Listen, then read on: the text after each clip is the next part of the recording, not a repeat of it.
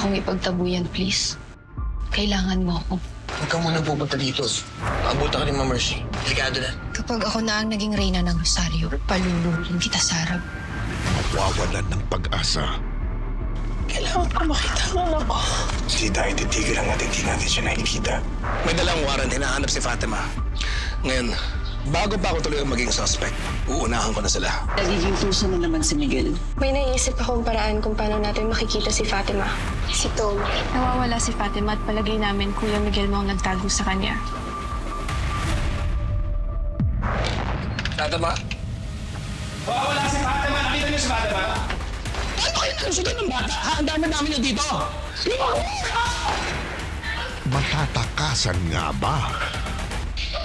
Carlo J. Cabaras, lumuhod ka sa lupa.